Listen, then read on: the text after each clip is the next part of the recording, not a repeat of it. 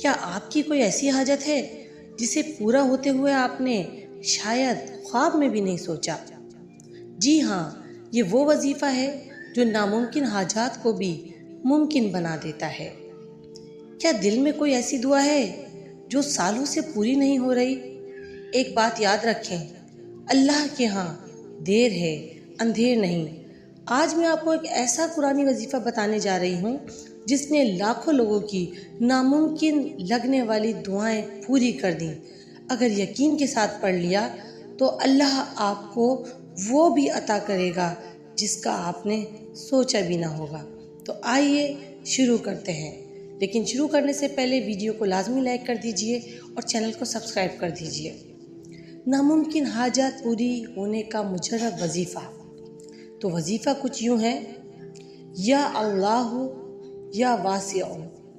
جی ہاں، یہ فجر یا عشاء کے بعد، یعنی کہ پورے دن میں ایک مرتبہ یا فجر کے بعد کر لیں یا عشاء کے بعد کر لیں۔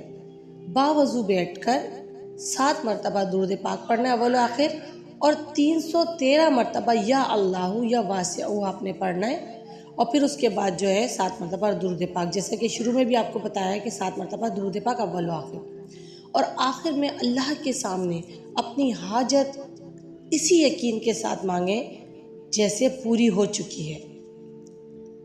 اور اس کی خاص ہدایات یہ ہیں کہ وظیفہ 7 دن تک مسلسل کریں۔ کتنے دن تک؟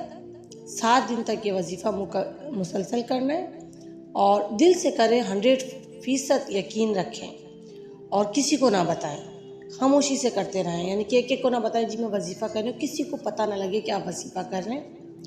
اور حلال رزق، 5 وقت نماز اور دل کی صفائی بہت ضروری ہے۔ اس کے علاوہ اجازت کے لیے کمنٹس میں آمین لکھیں تو آپ کو اس وظیفے کی اجازت ہے۔ مزید ایسی ویڈیوز کے لیے، مزید وظائف کے لیے ہمارے چینل وظیفہ 4 کو لازمی سبسکرائب کیجیے۔